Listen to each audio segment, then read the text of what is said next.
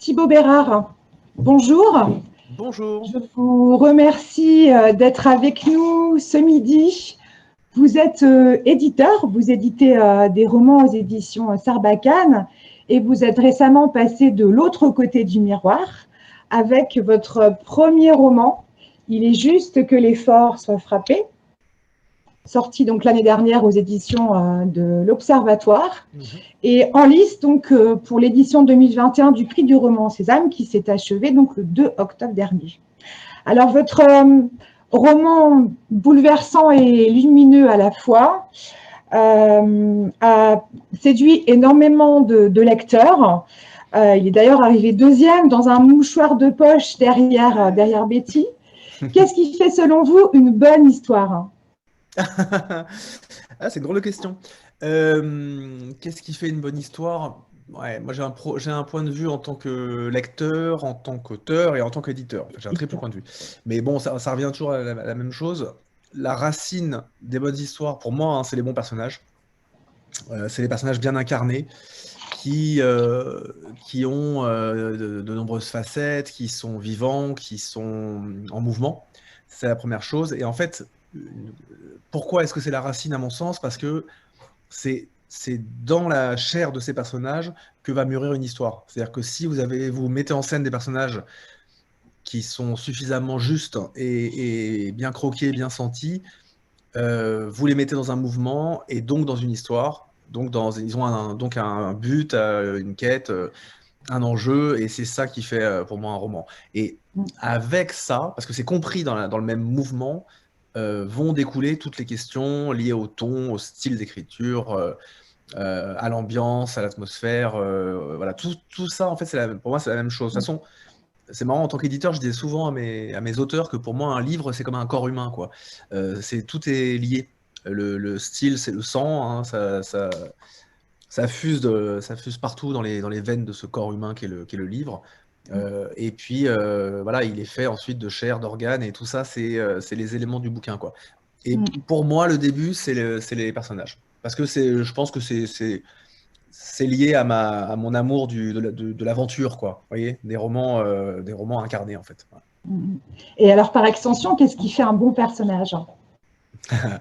Bah, il y a plusieurs choses.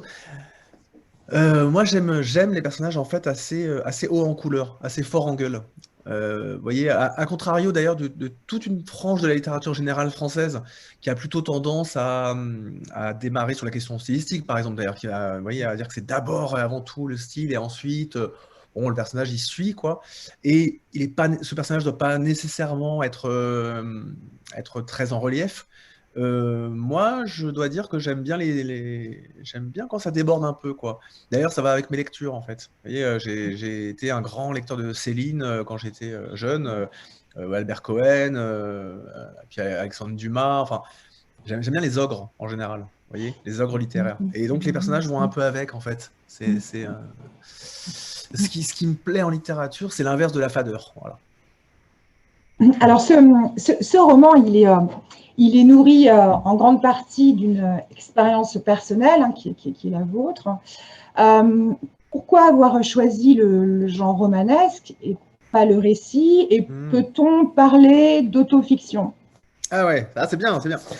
Très bien.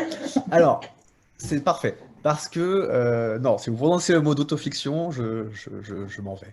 Non, c'est pas vrai, je m'en vais pas. Mais non, mais c'est vraiment très juste, hein, votre façon de formuler la question, parce que ouais, tout est là, en fait. En fait, là, pour la petite histoire, donc moi, ça fait 15 ans que je suis éditeur, mais quand j'étais jeune, quoi, je rêvais d'être écrivain, en fait. Et, euh, et puis j'ai oublié que je voulais devenir écrivain, parce que pendant toutes ces années d'édition, je suis tombé amoureux de mon métier et j'ai oublié l'écriture. Et elle est passée un peu au second plan. Ensuite, j'ai vécu l'expérience dont vous avez parlé, parce que c'est vrai qu'il est juste que les forces sont frappées, c'est un roman très largement autobiographique, hein. Je l'ai construit sur le terreau d'une histoire que j'ai vécue avec ma compagne d'alors. Euh, et en fait, après avoir vécu cette histoire, qui était un grand choc, j'ai vu naître dans ma tête des scènes. Vous voyez, quand je prenais ma douche, je voyais des scènes se construire et je commençais à le faire malgré moi, en fait. Je les dialoguais, je commençais à les faire. Parce qu'il y a forcément plein de scènes extraordinaires qui se sont jouées. Et très très vite, quand j'ai vu que ça arrivait 3 ans, 4 ans après l'expérience, je me suis dit, ouais, mais je pourrais pas en faire grand-chose parce que, j'ai pas envie de faire un récit, un document, un témoignage. Ça m'intéresse pas trop. Enfin, c'est pas du tout méprisable, hein. Il y a plein de documents formidables, mais c'est pas du tout ma came, quoi. Et puis, et je ne vois pas comment je pourrais, si je me tourne vers le roman, je vois pas comment je pourrais en faire autre chose que de l'autofiction. Or, vraiment, je déteste l'autofiction. Mais personnellement, je veux dire, il y a de grands auteurs qui ont travaillé sur l'autofiction, hein, et qui travaillent encore sur cet axe-là, mais c'est pas du tout ma zone ma famille de livres. Voilà. Parfois, j'ai eu des belles surprises d'ailleurs avec des auteurs qui travaillent là-dessus, en me disant, ah ouais, tiens, quand même, ça fonctionne du point de vue stylistique, ou c'est malin, mais à chaque moment, je sais que c'est pas mon truc, quoi. Et, et moi, j'aurais jamais, enfin, en tout cas, je me serais jamais vu faire ça. Parce que je vous dis, je suis quand même un amoureux du roman d'aventure, quoi, au départ. Donc, comment mettre du Alexandre Dumas dans une histoire pareille? Et en fait, ça s'est imposé, et ça rejoint votre première question, par le personnage. Parce qu'en fait, j'étais dans le métro, et d'un coup, je vois un truc où je me dis, tiens, mais ce serait marrant si c'était. Marrant. Ça peut paraître bizarre, hein, de dire ça comme ça, mais vu la charge émotionnelle de l'histoire, mais il y a quand même une part de jeu, hein, dans la création. Et donc, je me suis dit, ouais, ce serait marrant que ce soit elle, ou une héroïne qui raconte l'histoire depuis les limbes. Ça changerait tout, en fait. Et, et en fait, j'ai griffonné sur mon téléphone portable les premières lignes du livre, qui sont quasiment celles qui sont restées. Et j'avais écrit Journal d'une fille très très morte, je me souviens. Donc c'était un truc un peu décalé, quoi. Et, et en fait, le ton de Sarah, qui n'est pas ma compagne, hein, décédée, c'est pas elle, c'est un personnage en fait. Donc elle est devenue très très vite quelqu'un d'autre en réalité. Mais elle est née sur la terre de cette personne qui existait. Et, et Sarah a tout de suite trouvé une existence et une voix en fait. Et à partir du moment où Sarah est arrivée, c'était plus du tout la même chose. Ça devenait un roman, comment dire, d'abord fort en gueule par rapport à ce que je disais. C'est-à-dire que la voix de Sarah, elle est quand même très épicée, très pimentée. Donc on sortait de la fadeur qui me faisait peur quand ça touche au récit, voire à l'autofiction. On a souvent des écritures très blanches, comme on dit. Donc moi, ça me protégeait un peu de ça. Et puis en plus, d'un coup, ça devenait une sorte de roman presque un peu fantastique, puisque l'héroïne s'exprime depuis les limbes, elle voyage dans sa mémoire, donc elle peut procéder à des effets de montage tout le temps. Euh, Ça devenait une aventure. Voilà. Effectivement, je précise aux participants qui n'ont peut-être pas lu encore ce roman que dès le départ, voilà, on sait que la narratrice, donc Sarah, décède. Hein, donc il n'y a pas de faux suspense. Ce qui va tout de même pas empêcher le fait qu'en tant que lecteur, on va espérer tout au long de la lecture voilà, une issue heureuse. Ouais, c'est le principe de. Ouais, ouais. Ça, c'est marrant parce qu'il y a plein de lecteurs qui me l'ont dit, effectivement, alors que c'est vrai que pour moi, c'était le principe de la tragédie, en fait, hein. Je plaçais dès le prologue et quasiment dès les premières lignes, je faisais dire par Sarah que donc elle était morte et que c'était comme ça, hein, et que ça, on reviendrait pas dessus. Et effectivement, sans que je m'en rende compte, il y a une sorte de challenge d'écriture qui s'est posé. C'est quand je suis entré dans l'histoire, qui était de faire oublier ça au lecteur, en fait, qu'il se reprenne à espérer. Ça peut paraître très cynique, hein, dit comme ça, alors que c'est une histoire que, évidemment, qui m'est très personnelle, qui m'a énormément chamboulé en plus après l'avoir écrit. Mais quand on écrit, je trouve qu'il y a un peu deux parts de nous qui se scindent. Il y a celui qui a vécu les choses, qui est dans l'émotion et tout, puis il y en a un autre qui est beaucoup plus stratège, et lui, en fait, je dis lui, mais c'est moi, hein, mais quand il écrit, il s'amuse, vraiment. Vous voyez, il dit, tiens, ça va faire chialer le lecteur, ça va le faire vibrer, il y a un jeu, quoi, il y a un plaisir, de la création. Et au-delà, écrire pour vous, est-ce laisser une trace? Oui, parce que d'ailleurs, c'est la première phrase du livre, en fait, hein. La première phrase du roman, c'est. Attends, il faut que je la retrouve quand même. J'imagine. Et là, J'ai commencé par le mot j'imagine et c'était très délibéré. J'imagine que vous serez d'accord. Le but de la vie, c'est de laisser une trace. Hein, c'est ce ça? que tout le monde veut dans la vie, c'est laisser une trace, non? Ouais, parce que au début, j'avais mis le but de la vie, après, je l'ai reformulé. Ce que tout le monde, parce que je voulais mettre tout le monde. Parce que je voulais mettre j'imagine face à tout le monde. Et donc, j'avais placé d'ailleurs ce mot j'imagine pour dire que c'était un roman malgré tout d'imagination. Alors même qu'il est inspiré de ma vie, en fait. C'était vraiment une façon de le laisser entendre. Et donc, la première idée du livre, effectivement, c'est l'idée de laisser une trace dans la vie. Or, Ouais, je sais pas si c'est pour ça que j'ai commencé à écrire ce livre. J'ai commencé à écrire parce que, pas pour exorciser des démons, même pas pour mettre sur papier quelque chose qui était à l'intérieur de moi et tout, mais parce que je me suis dit que c'était une belle histoire en fait. Je me suis dit que ça ferait vibrer les gens. Moi, je suis là-dessus très terre à terre. Je procède vraiment. Mon référent, c'est l'émotion, en fait. Mm, Voilà. Mon mm, référent, c'est vraiment l'émotion. Et j'ai pensé ça. Je me suis dit, tiens, ça va toucher les gens, quoi. Voilà. Et c'est pour ça que j'ai écrit. Après, en deuxième instance, une fois que le livre a commencé à vivre sa vie, et puis en plus il a bien marché, il est en poche, je suis passé chez Laurent Ruquier, donc dans une émission très de grande écoute, quoi.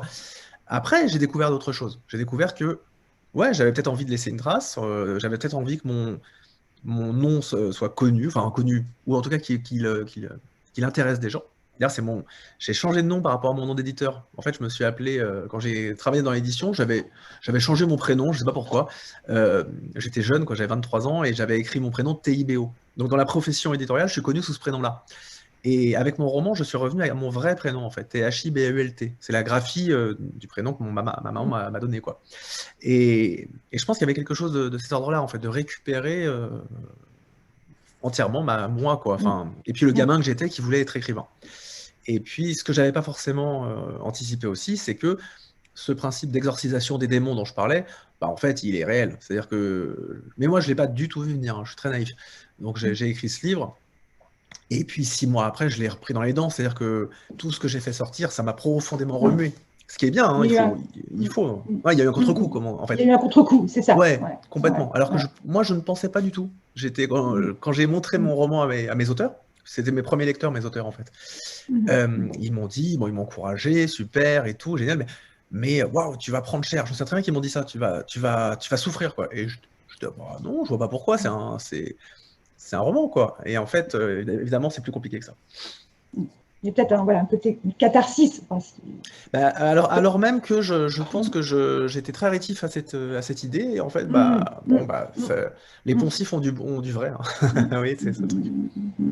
Et y a-t-il eu une partie plus difficile à écrire dans ce roman et à contrario, voilà la partie qui a été la plus grisante à rédiger? Alors, je dois dire quand même que quand je vous parlais de ces deux parts de moi-même, voilà, il y en a une qui est vraiment très naïve, quoi, qui est écrite comme ça, qui est écrite de façon Mm, trépidante. mm, C'est quand même elle qui s'est emparée de moi au départ. Et, et en fait, j'ai pas eu de difficulté à écrire ce livre. C'est-à-dire que je l'ai écrit en 3 mois, je l'ai écrit tous les jours entre 23 h et 2 h du matin. Rétrospectivement, je me dis, mais je sais pas comment j'ai fait. En plus, j'ai trois gamins et une mm, petite famille. mm, mm, mm, Je ne sais pas aujourd'hui j'ai pu faire ça. Et je pourrais pas le refaire là, vraiment pas. Et j'étais pas fatigué du tout, j'étais complètement exalté. Et quand j'écrivais, je me souviens très bien que j'avais le sentiment d'être un peu en transe. D'ailleurs, je riais beaucoup en fait en écrivant, alors que j'écrivais des choses pas drôles du tout, quoi. Enfin, parfois, ça, j'espère qu'il y a un peu mm, d'humour dans le texte, mais parce que j'ai voulu qu'il y en ait, mais c'est quand même une histoire très très dure. Et en plus que j'ai vécu, donc voilà. Mais je me souviens que j'étais excité, j'étais heureux. Et j'en ai écrit à peu près les 2 tiers de ce roman-là, et arrivé aux 2 tiers, je l'ai montré à une amie à moi qui est éditrice, mais qui travaille dans le poche, donc il ne pouvait pas me publier. C'était juste pour avoir son avis, son feeling. Et elle m'a dit, écoute, vraiment, faut que tu l'envoies, faut que tu l'achèves et tout. Et donc j'ai achevé le dernier tiers quasiment encore plus rapidement, en fait, dans cette même intensité. Et donc, boum, arrivé au bout, j'ai fait quelques envois. Il se trouve que j'ai été accepté par plusieurs maisons en plus, donc en fait, ça allait très rapidement, tout ça. mm, Donc, mm, pour vous répondre clairement, ça n'a pas été difficile. Il n'y a pas de choses qui ont été plus compliquées tellement. Après, on a retravaillé avec mon éditeur, c'est ça, l'éditrice, c'est ça le principe, hein. Mais dans ce premier jet, finalement, c'était en moi et ça faisait longtemps que ça devait sortir parce que voilà, ça s'est vraiment construit mm. de façon rapide. Et en plus, vous avez dû voir que la structure est quand même assez précise. Il y a Douze. ouais, voilà, il y a trois parties, des interludes, le même nombre de chapitres à chaque fois, des effets de Mm, miroir. Ça, c'est des choses que j'adore faire en plus. Et finalement, toute cette structure, je l'ai posée très facilement. J'ai pas eu à m'arracher la tête, quoi. Les enfants véritables, j'ai mis un peu plus de temps à le composer, par comparaison, quoi. Et alors, vous disiez tout à l'heure, effectivement, vous rappeliez que ce récit, il est très dur, hein, puisque c'est l'histoire d'un combat contre le cancer que va livrer Sarah, que va livrer également, évidemment, Théo, donc son compagnon, et puis par ricochet, leur entourage, donc à travers une succession d'épreuves difficiles, mais avant tout, ce roman, c'est un hymne à l'amour, non? L'amour avec un grand A. Ouais, ouais, tout à fait. En fait, c'est vraiment ça. Alors c'est un roman de combat d'une certaine manière. Ça, c'est vrai, parce que je pense que c'est quand même ça que je voulais raconter. Mais effectivement, le sujet central, c'est vraiment l'amour. Et en plus, c'est l'amour décliné sous toutes ses formes. Parce que c'est l'amour qui unit Théo et Sarah avec l'élan de la jeunesse, avec l'envie de faire famille, de construire quelque chose ensemble et de se retrouver à affronter un monstre qui est la peur, quoi, la maladie et la peur, et avec pour seule arme l'amour, comme disait Jacques Brel, hein, c'est vraiment ça. Mais aussi par extension, c'est les autres formes d'amour qui nous entourent, c'est-à-dire les copains qui sont très présents dans le roman, surtout à cet âge-là, quand on a entre 20 et 30 ans, c'est un truc très très fort, les amis. La famille qui est présente également. Il y a même un petit peu, je pense, une dimension spirituelle en fait qui flotte dans le livre et selon laquelle ce qui nous sauvera tous, toutes et tous, nous êtres humains, c'est l'amour. En fait, vous voyez, ça c'est quand même assez suggéré, c'est suggéré à plusieurs reprises. Il y a toute une dimension un peu biblique dans ce bouquin, ce qui est marrant parce que moi je suis pas du tout, je suis athée, je suis pas croyant, mais cela dit, je connais bien les catholiques en général. Je suis passé par une prépa catho en plus par hasard un peu. Et je pense que ça a eu un impact sur moi à diverses manières. Parce que ne serait-ce que ce titre, il fait Bien sûr. écho à plusieurs citations bibliques. Hein, heureux les affligés car ils seront consolés. C'est pas très très loin de il est juste que les forces soient frappées. Et puis il y a plein de symboles en fait dans le roman. Quand je l'ai relu après, je me suis dit ah, c'est marrant quand même. Je l'avais pas vu comme ça, mais le Dr House, c'est une formule qui est pas, c'est une figure qui est pas très très loin quand même d'une figure paterno-divine quoi, qui vient sauver le couple. Voilà, il y a toute cette idée selon laquelle par la souffrance, on trouve une forme de rédemption aussi, on se transforme via la souffrance.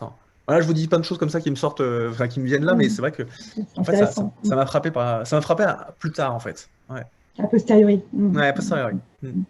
C'est pas Alors, du pastis que je bois, hein, je précise, c'est du pacalo, c'est du jus de citron. Je dis que comme je suis dans le sud, que les gens ne se disent pas 13h22.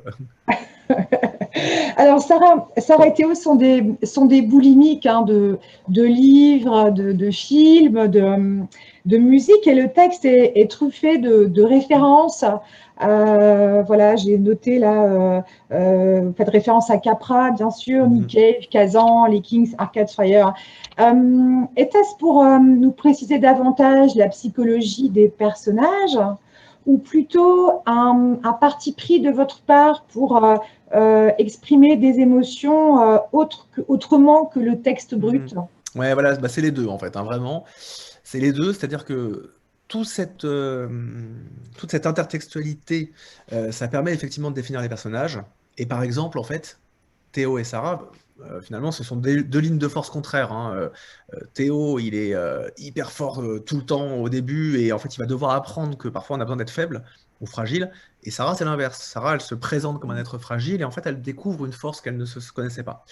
Mon roman, il est construit en trois parties, comme un conte, mais en revanche, il met toujours face à face des pôles, quoi. La peur et l'espoir, la solitude et l'amitié.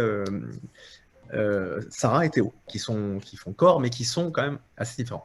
Et à travers les références cinématographiques et musicales, en fait, je voulais aussi suggérer que ce sont deux univers différents. C'est-à-dire que Théo, c'est Fellini, et Sarah, c'est Dreyer, quoi. C'est pas du tout les mêmes univers. Sarah elle aime un cinéma qui est beaucoup plus sobre, qui est un peu plus austère, qui est peut-être plus profond aussi, je sais pas. Théo, il aime enfin moi ce que j'aime en fait, c'est mon avatar de toute façon, mais il aime Fellini, il aime le débordement d'émotions. Il est en débordement. Et donc ça, c'est la première chose, c'est que effectivement, l'intertextualité permet de parler des personnages. Et la deuxième chose, elle est liée à ma vision de la littérature, y compris en tant qu'éditeur, c'est que par exemple dans les romans que que j'ai publiées de mes auteurs, il y a toujours des bandes son au début des romans. Vous voyez, une liste de morceaux de musique, parce que moi j'ai toujours aimé cette idée selon laquelle le roman peut accueillir les différents modes d'expression artistique.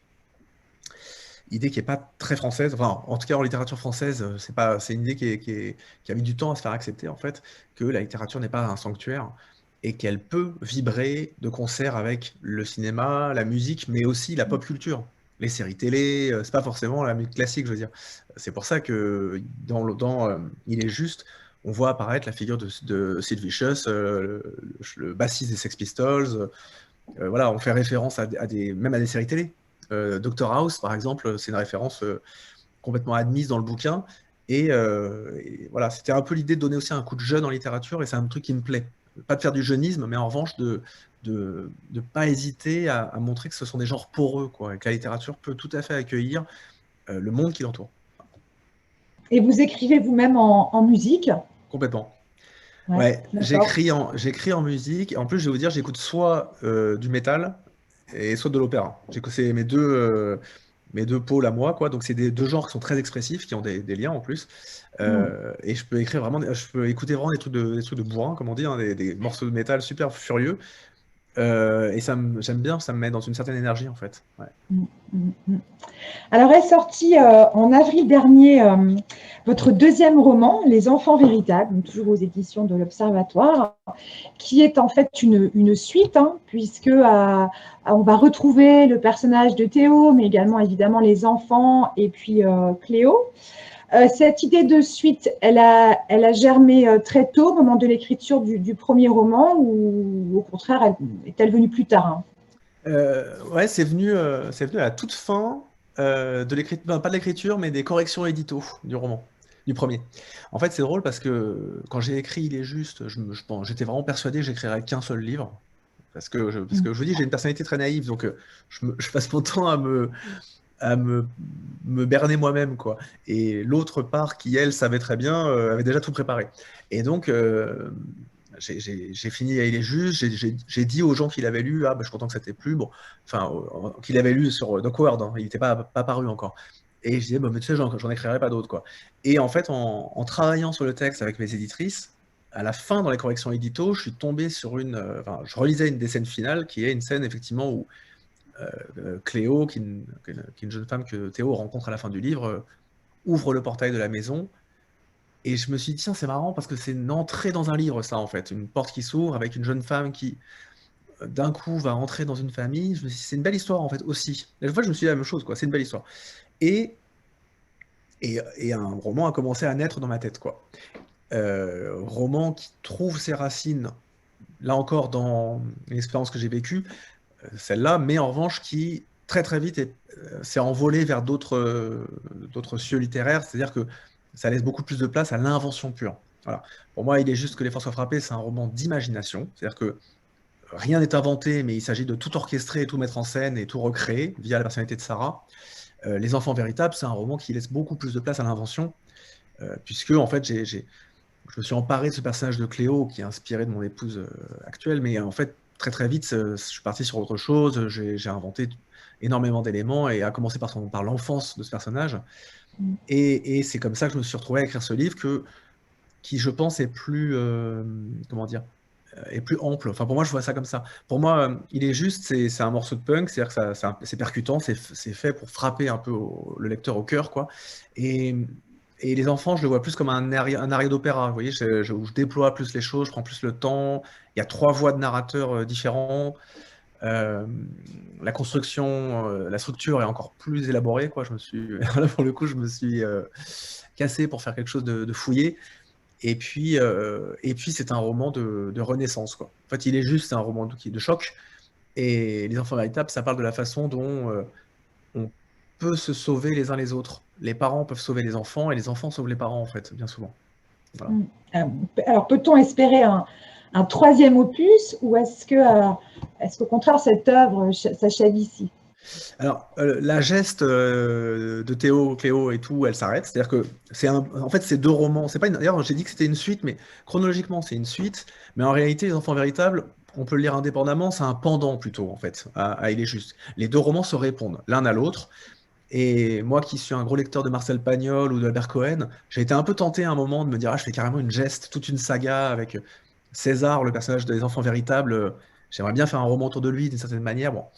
Et puis en fait, je me suis dit non, ces deux romans-là, ils se suffisent à eux-mêmes. En revanche, j'en ai un troisième que j'ai, non seulement qui a fusé, mais que j'ai écrit et signé en fait, avec l'Observatoire, et qui sortira en début 2023.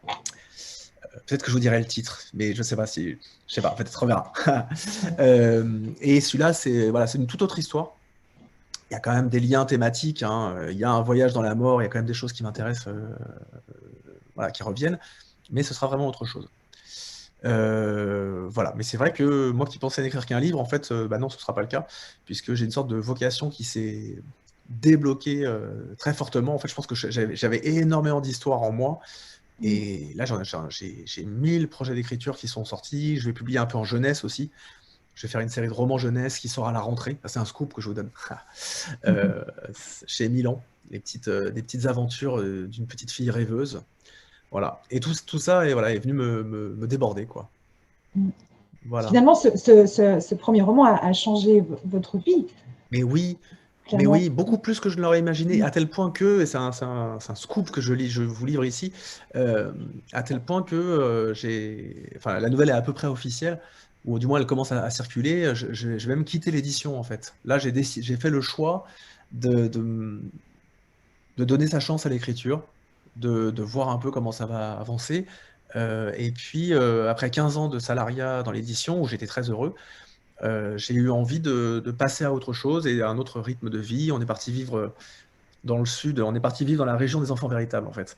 Euh, ce qui est un peu marrant, c'est les moments où la fiction rejoint la réalité, quoi. Et donc, c'est pour dire quand même, ce choix de vie, il est quand même vraiment lié à l'apparition de Il est juste que les forces soient frappées, en fait. C'est moi qui ai été frappé, en fait, par ce livre. Ah, je vois une Donc, question. Ouais. Pardon. pas d'angoisse de la page blanche chez vous. Hein, Alors ça existe pas du tout chez moi, non, non, non. J'ai plein d'histoires à raconter et je jubile déjà à l'idée de pouvoir les écrire, en fait. Oui. Alors, du coup, effectivement, c'est le temps des questions. Première question ici donc de Joël qui vous demande si vous avez le choix de votre éditeur. Pourquoi les éditions de l'Observatoire? Et vous qui êtes éditeur, que trouvez-vous dans cette maison? Oui, je note que vous avez mis 2 points d'interrogation d'ailleurs à votre question, comme si vous étiez un peu Oui. étonné. Mais pourquoi les éditions de l'Observatoire? Non, ce qui est marrant, c'est que d'abord, moi, je ne connaissais pas vraiment les éditions de l'Observatoire. C'est mon amie éditrice, justement, qui m'a dit, tiens, dans tes envois, peut-être pense à eux. C'est une maison assez neuve, mais ils ont des choix précis, assez puissants. L'éditrice Dana est formidable. Donc, j'ai envoyé. Et en fait, j'ai eu quasiment coup sur coup la réponse positive d'une très grosse maison de littérature générale, que je nommerai pas parce que voilà, mais une grande et belle maison. Et puis un mail de Dana et Lise, en fait, mes deux éditrices. Euh, et ce mail était tellement merveilleusement écrit, et puis tellement beau, tellement émouvant, et il témoignait tellement du fait qu'elles avaient bien compris le livre, qu'en fait, au moment où je l'ai lu, j'ai fini de lire le mail, je me suis dit, la proposition de l'autre maison, elle est forcément alléchante et tentante, mais elle n'a pas été accompagnée d'un mail pareil. Et en fait, ça avait quasiment suffi à me convaincre, en réalité. Après, je me suis un peu renseigné sur la maison, je les ai rencontrés, Dana et Elise, et j'ai vu que je serais très accompagné, très aimé, en fait, parce que c'est ce que cherchent les auteurs, hein. Ils veulent entrer dans une équipe, quoi. Et je sais que Dana elle a une façon comme ça de dire, t'as ton équipe autour de toi, voilà, on t'attend et tout. Donc c'est un choix que j'ai pas du tout regretté, parce qu'en plus ça s'est très bien passé. Et puis ça continue de bien se passer. Enfin, c'est une maison que je trouve à taille humaine ce qui me plaît. Moi, je voulais pas non plus que cette histoire soit broyée, parce que c'était une histoire qui me tenait à cœur, donc je voulais pas qu'elle disparaisse dans la machine, la grande machine littéraire et éditoriale. Et là, j'ai le sentiment d'être assez, ouais, être assez cajolé. Les quelques auteurs de l'Observatoire que j'ai rencontrés, pardon, euh, comment dire, ils ont chacun leur œuvre. Et Ségolène Vinzon, Abel Quentin, là, qui a une grande actualité médiatique en ce moment, Marie Charelle, c'est des auteurs qui construisent une œuvre avec patience et qui ont choisi un éditeur qui sait les accompagner pas à pas, quoi. Donc voilà, là je me sens très en confiance avec eux. Et alors, quant aux couvertures qui sont très belles, Mm. ce sont des photographies là. Avez-vous eu votre mot à dire ou Ouais, alors, peut-être sont-ce les vôtres? en fait, non, alors, étant éditeur, je sais que normalement l'auteur a son mot à dire, mais en fait, juridiquement, pas tant que ça, hein. C'est-à-dire que il y a des auteurs parfois qui vous montrent des dessins d'enfants et qui disent ah, moi, ça ferait une belle couverture. Donc on dit oui, mais non, en fait, c'est pas comme ça qu'on va faire. Donc je savais que comment dire, j'avais mon mot à dire, mais pas plus que ça. Mais je dois dire qu'en fait, Dana et Elise m'ont vraiment laissé entrer dans un échange avec elle là-dessus. Pour Il est juste que les forces soient frappées, il y avait un peu deux pistes. Il y avait une première piste qui était jolie, légère, mais qui faisait un peu pub pour les parfums Kendo, vous voyez, un peu éthéré, quoi. Ça me plaisait moins. Et puis, en deuxième instance, elles ont trouvé cette couverture-là, qui est une photo d'un vrai photographe géorgien. Ce qui s'est passé autour de la couverture, c'est simplement on a beaucoup échangé avec elle en explorant l'angle visuel lié au livre. C'est-à-dire, on s'est dit, il faut de la lumière, il faut quelqu'un qui. Moi, on avait l'image des gens qui tombent, qui se laissent tomber, parce que c'est une métaphore qui revient très souvent dans le livre, la chute, quoi. Vous savez, Théo, il se laisse tomber en arrière pendant tout le roman, et Sarah, elle tombe en avant. En fait, c'était un petit effet encore de Paul, quoi. Donc voilà, on échangeait comme ça. On parlait aussi des films qu'on aimait. Enfin, et voilà, je savais que je ne serais pas décisionnaire sur la couverture, ce qui est normal. C'est pas à l'auteur d'être décisionnaire, c'est à l'éditeur de le faire. Mais en revanche, elles m'ont vraiment consulté. Et pour les enfants véritables aussi. Les enfants véritables, on avait discuté, et très très vite, je leur avais dit, tiens, il y a un photographe que j'adore, et mon épouse aussi, c'est Alain Laboile. Il photographie toute sa famille depuis très longtemps. Il y a un côté un peu enfant sauvage. C'est vraiment ce que je veux dire dans le roman. Et en fait, elles sont allées chercher Alain Laboile quand même. Enfin, vous voyez, donc, voilà. Et la photographie est très belle. Ah ouais, elle est géniale cette photo. Et quant au titre, Ouais. c'est un titre qui s'est imposé de lui-même, on en parlait là tout à l'heure, effectivement, qui sonne comme un psaume ou encore un Mm. vers. C'est une phrase de Théo. Y avait-il d'autres titres? Et est-ce vous qui l'avez Mm. proposé? Ouais. Alors, ce qui est drôle, c'est que quand j'ai écrit le roman, voilà, la phrase, elle est assez centrale, même dans le livre d'ailleurs. D'ailleurs, le chapitre qui s'intitule Il est juste que les forces soient frappées, il se trouve au milieu du livre. Donc, tous ces effets de structure, j'avais réfléchi un peu dans cette mesure-là. Et cette phrase, je savais qu'elle était centrale. En revanche, ce qui est marrant, c'est que quand je l'ai envoyé à ma copine éditrice avant de le faire vraiment tourner le manuscrit, je trouvais pas de titre. En fait, je l'avais appelé, je sais plus, ouais, extra. Oh, je sais plus, il y a plein de noms, mais j'avais pas de très bon titre. Et c'est elle qui m'a dit, mais c'est absurde, pourquoi tu l'appelles pas Il est juste que les forces sont frappées. Il s'impose complètement ce titre. Et c'est elle qui l'a vu, en fait. Alors que je le martèle pendant tout le livre, en fait, qu'il y a tout un. Ouais, c'est vraiment l'axe de construction du bouquin, parce qu'en plus, voilà, c'est la question de savoir si ce qui arrive peut être juste ou légitime ou trouver un sens. C'est quand même vraiment ce qui sous-tend tout le récit. Et puis la question de savoir ce que ça signifie d'être fort. C'est quoi être fort? Est-ce que c'est savoir se battre? Est-ce que c'est savoir tenir contre? Ou est-ce que c'est accepter aussi ses faiblesses? Enfin, voilà, enfin, ce titre, il est central par rapport à toutes les thématiques du bouquin. Mais c'est vrai que moi, j'avais pas vu que ça faisait un bon titre, quoi. Et, et donc, c'est ma copine qui m'a dit ça. Et de fait, elle avait raison parce que je pense que ça a participé du succès du livre. Parce que il y a un truc que je n'avais pas anticipé, c'est que quand je dis ce titre à des gens, je dis, bah, ça s'appelle. Ils ont tous une réaction comment dire, de compréhension. Ils me regardent, ils font, ah ouais, d'accord, je vois. Et moi, je comprends pas comment ils peuvent voir de quoi ça va parler. Mais c'est un titre qui parle aux gens, en fait. Il y a des gens que ça énerve aussi. Moi, j'aime bien, hein. Donc, ils me disent, mais c'est pas juste. C'est jamais juste qu'on soit frappé. Et c'est un titre un peu menteur, en fait. Parce qu'évidemment que c'était pas juste. Donc voilà, il a plein de choses qui m'intéressent, ce titre. On imaginerait bien une adaptation cinématographique. Ah, mais c'est marrant, vous disiez ça. J'en parlais tout à l'heure avec. Ouais, ce matin. En fait, moi, c'est un rêve, quoi. J'adorerais ça. J'adorerais ça, j'en rêve. Il se trouve qu'après être passé chez Ruquier, j'ai été contacté en plus par un producteur, un très très gros producteur. Le plus grand, enfin le producteur le plus connu en France, à mon avis. Mais qui est un type connu aussi pour être un peu, un peu dingue, quoi. Donc j'étais très flatté, très heureux, mais finalement ça n'a rien donné parce que le type est parti sur d'autres sphères, sans doute un petit peu cocaïné. Donc, mais jusque-là, enfin, à ce jour, j'ai pas eu d'autres intérêts concrets, mais c'est sûr que ça m'intéresserait beaucoup parce que je l'ai même conçu un peu avec certains outils qui sont filmiques, c'est sûr. Moi, je pense toujours les scènes comme des moments visuels, quoi. Je dirais même que je réfléchis avec des mouvements de caméra dans la tête, hein, des travelling, des champs contre champs. J'ai fait des études de scénario en fait au départ, et ça m'intéresserait énormément ça. Voilà. On peut que vous le souhaitez. Question d'une lectrice. Avez-vous été surpris d'être sélectionné pour le prix du roman Sésame et comment recevez-vous l'engouement de ces milliers de lecteurs? Ouais, j'en été très heureux d'être sélectionné par ce prix. C'est un gros prix, le roman Sésame, hein. C'est un gros prix de lecteur, je veux dire. Oui. Et ça je vous avoue, je l'ai découvert après. Enfin, je pensais pas que c'était aussi important, quoi. Donc, bon, bah, c'est une superbe nouvelle. Ce qui l'a un tout petit peu entravé, c'est la conjoncture, quoi. C'est que je devais venir, en fait, à Nantes 3 fois, 4 fois. Je crois qu'on a recréé les conditions d'une rencontre, et puis à chaque fois, ça tombait à l'eau parce que il y avait des reconfinements et tout. Donc ça a un peu nuit à la fluidité des échanges avec le prix.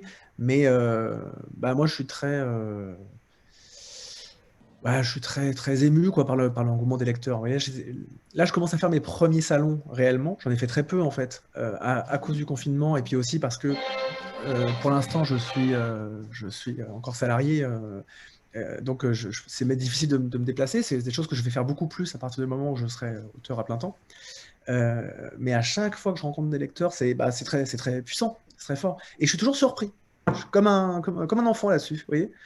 Des gens qui me disent: «Ah, j'ai lu votre roman». Je dis: «Ah bon?» Mais alors que c'est vrai que c'est un roman qui a bien marché. Donc en fait, bon, voilà, c'est pas si étonnant, mais voilà. C'est quand même, c'est bouleversant, et c'est vrai qu'il y a quelque chose d'addictif, quoi, aussi.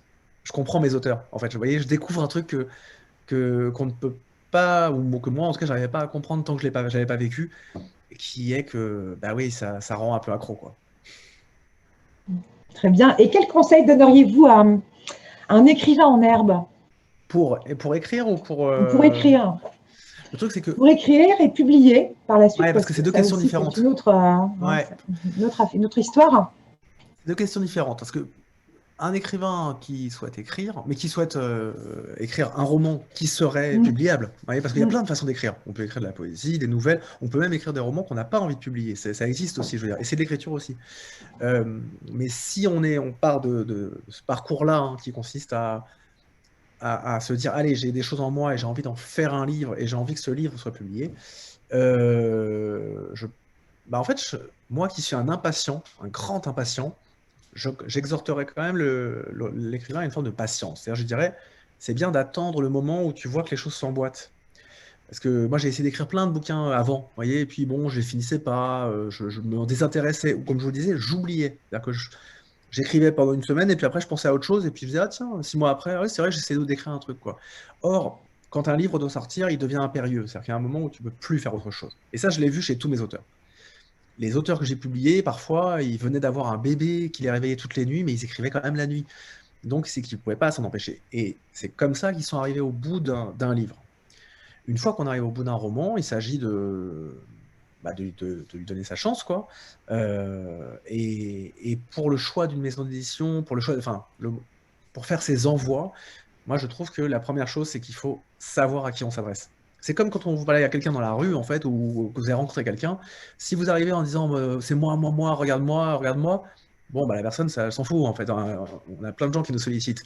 Mais si vous arrivez vers la personne en disant je vous connais, et je vous reconnais, et je m'adresse à vous parce que vous m'intéressez, je m'adresse à vous, Gallimard, parce que j'adore Gallimard, parce que j'ai lu ça chez Gallimard, et ça, et ça. Gallimard, c'est pas le bon exemple parce que c'est une maison trop connue, mais je m'adresse à vous, l'Observatoire, ou vous, le Tripode, ou, vous voyez, parce que j'ai lu tel auteur et je me suis dit, peut-être que ce que je propose, ça résonne avec ce que vous faites. Ça, c'est différent. Là, je pense que là, vous êtes écouté par quelqu'un qui se dit, il me prend pas pour un tiroir-caisse. Il vient chez moi parce qu'il reconnaît un esprit. Donc voilà, je trouve qu'avant de s'imposer soi, il faut reconnaître ceux à qui on s'adresse. bien sûr. Et auriez-vous, pour terminer, des conseils de lecture récentes à partager? Ah oui, alors le truc, c'est que je me suis lancé il y a 3 semaines quasiment dans la lecture de Autant en emporte le vent, la nouvelle traduction chez Margaret Gallmeister, mais Mitchell. c'est un roman extraordinaire roman, mais ça fait 2000 pages, quoi. Et comme on vient d'emménager et tout, on dort pas beaucoup. Et bref, donc du coup, j'ai pas beaucoup, enfin, j'ai quasiment fini, mais j'aurais mis 3 semaines à le lire. Cela dit, je le recommande à tous ceux qui l'ont pas lu parce que c'est quand même un roman vraiment extraordinaire. Certains passages sont effectivement un petit peu choquants parfois à la lecture, notamment sur sur le thème de l'esclavage. On se demande jusqu'à quel point elle s'est mise dans la tête de son arrière-grand-mère, Margaret Mitchell, c'est-à-dire jusqu'à quel point elle a voulu retranscrire effectivement le point de vue d'une personne qui, à l'époque, pensait comme ça, quoi, sudiste, qui pense objectivement que l'esclavage, ça profite à tout le monde, y compris aux Noirs. Hein. Donc, quand tu lis le roman, ces passages-là sont assez choquants. Mais cela mis à part, c'est quand même un livre vraiment extraordinaire. Je trouve ça génial. Puis c'est un tourbillon d'événements, quoi, et de péripéties. Non, et sinon, je parle beaucoup de lui en ce moment, mais c'est vrai que je l'adore. J'ai lu les romans de Luca Di Fulvio, là, avec vraiment énormément de bonheur. J'adore cet auteur. Enfin, pour moi, c'est. Alors là, pour le coup, c'est vraiment un. Comment dire? C'est un Dumas d'aujourd'hui, quoi. Oui, un Dickens contemporain, et c'est exactement ce que j'aime. Et tout ce qu'il fait me plaît, y compris d'ailleurs, les trucs sont un peu too much. Et c'est un auteur italien qui propose des histoires extrêmement bondissantes, avec des péripéties partout, des personnages pour le coup très, très, très incarnés. Et parfois, il en fait un peu trop, en fait. Il aime le mélo, il aime les grandes scènes et tout.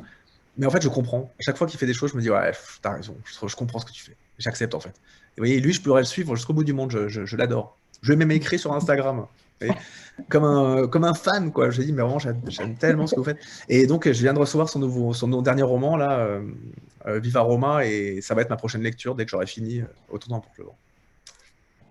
Très bien, très bien. Merci Thibaut.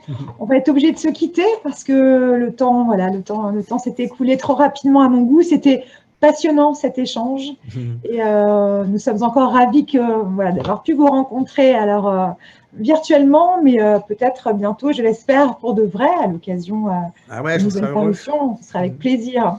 Merci à tous les participants. Et puis, je vous rappelle, voilà, je vous informe par ailleurs que le replay de cette rencontre sera prochainement disponible sur le site sésame.fr et également sur la page Facebook du Prix du Roman. À bientôt. Merci beaucoup à toutes et tous d'avoir été présents. Et au revoir.